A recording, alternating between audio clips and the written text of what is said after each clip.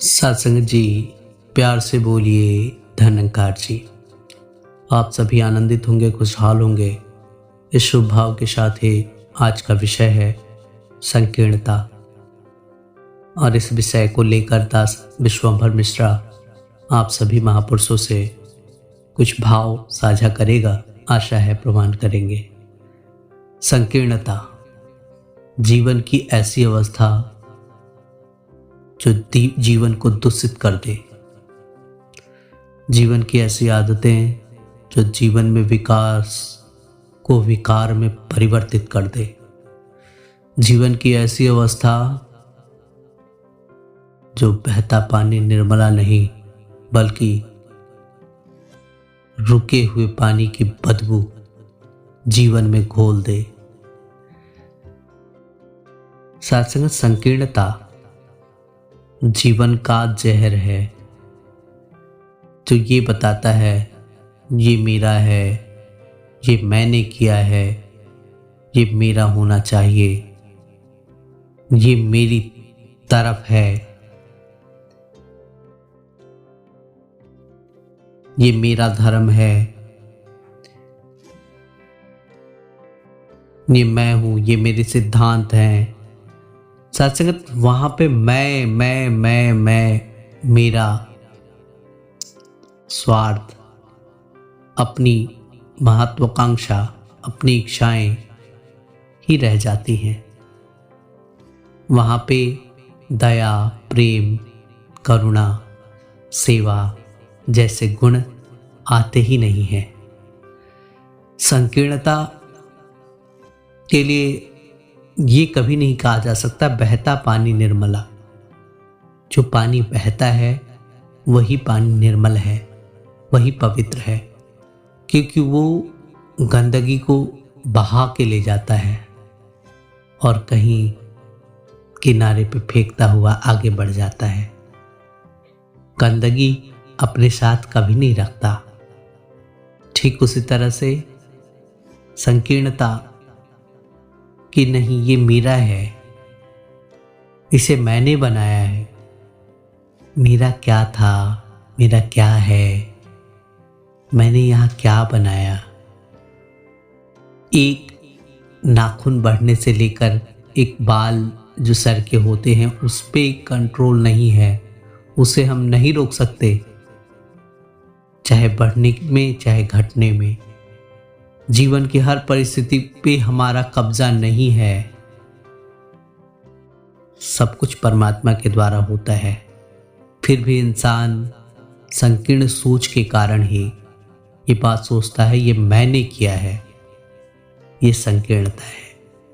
कहते हैं मैं खुद दीवार बन बैठा हूं, कोई करीब आए तो आए कैसे। वाकई ही हम अगर कास्ट, क्रीड, कलर्स, रिलीजन में अगर बांटे रहेंगे तो शायद संकीर्णता हमारे जीवन से कभी नहीं जाएगी। कभी रंग में, कभी नस्ल में, कभी गोत्र में, कभी जाति में बंधने की आदत सी है। सत्संगत एक हाथी का बच्चा बहुत ताकतवर कालांतर में हो जाएगा, लेकिन उस हाथी के बच्चे को एक सिक्कड़ से उसके पैर बांध दिए जाते हैं और एक पेड़ के साथ बांध दिया जाता है। सत्संगत होता भी यह है कि वो चाह के भी उस पेड़ से दूर नहीं हो पाता क्योंकि उसके पैर में सिक्कड़ है। वही हाथी का बच्चा जब बड़ा होता है उसके पैर में जैसे ही सिक्कड़ डाले जाते हैं वो कहीं नहीं भागता, क्योंकि वो वही सोचता है कि ये सिक्कड़ मेरे पैर में बंधा हुआ है और ये कहीं मजबूत जगह पे बंधा होगा। वो चाहे तो इतना ताकत है उसके अंदर, वो भाग सकता है, लेकिन नहीं, वो संकीर्ण दायरे, संकीर्ण सोच में ही पड़ जाता है। सत्संगत